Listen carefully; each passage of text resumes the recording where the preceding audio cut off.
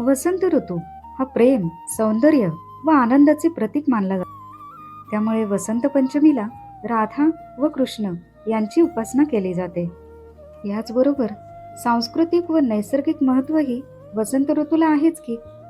निसर्गामध्ये नवचैतन्य येते, झाडांना फुले येतात, पिके डोलू लागतात, आनंद, उत्साह, सृजनशीलतेचा प्रारंभ होतो. या दिवशी पिवळ्या रंगाला जास्त महत्त्व दिले गेले आहे. पिवळा रंग हा ज्ञान, वैभव व समृद्धीचे प्रतीक आहे. त्यामुळेच या दिवशी पिवळे वस्त्र, पिवळी फुले, केशरी भात किंवा पुरणपोळी किंवा बुंदी अर्पण केली जाते. वसंत पंचमीला धार्मिक महत्त्व आहे, कारण या दिवशी देवी सरस्वती प्रकट झाल्याची मान्यता आहे. त्यामुळे विद्या, बुद्धी, कला, संगीत, वाणी व ज्ञान यांची उपासना त्या दिवशी केली जाते. अर्थातच विद्यार्थी, लेखक, कलाकार, संगीतकार यांच्यासाठी हा दिवस विशेष फलदायी मानला जातो.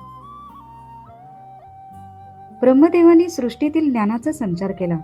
पुराणानुसार ब्रह्मदेवानी मानवाला वाणी व विवेक प्रदान केला, म्हणून सरस्वती पूजनाचे विशेष महत्त्व आहे.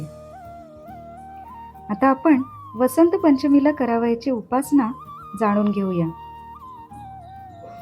सरस्वती पूजन करायचे आहे. पुस्तके, वाद्ये, लेखन साहित्य हे पूजेमध्ये ठेवायचे आहे. मौन साधना करायची आहे. सरस्वतीचा जाप करायचा आहे. अक्षर लेखन करायचं आहे. श्री सरस्वतीचा मंत्र हा पुढील प्रमाणे: ओम ऐं सरस्वत्ये नमः. ओम ऐं सरस्वत्ये नमः. या मंत्राचा 108 वेळा जाप करायचा आहे. अशा प्रकारे वसंत पंचमीला श्री सरस्वतीचे उपासना करायची आहे. त्याने होते काय? बुद्धिवृद्धी होते, विद्या, कला व स्मरणशक्ती यामध्ये वाढ होते, नकारात्मकता दूर होते, सकारात्मक ऊर्जा मिळते, विद्यार्थ्यांना यश मिळते व साधकांना साधनाचे फळ मिळते. यावर्षी वसंत पंचमी ही 23 जानेवारी 2026 या दिवशी आलेली आहे.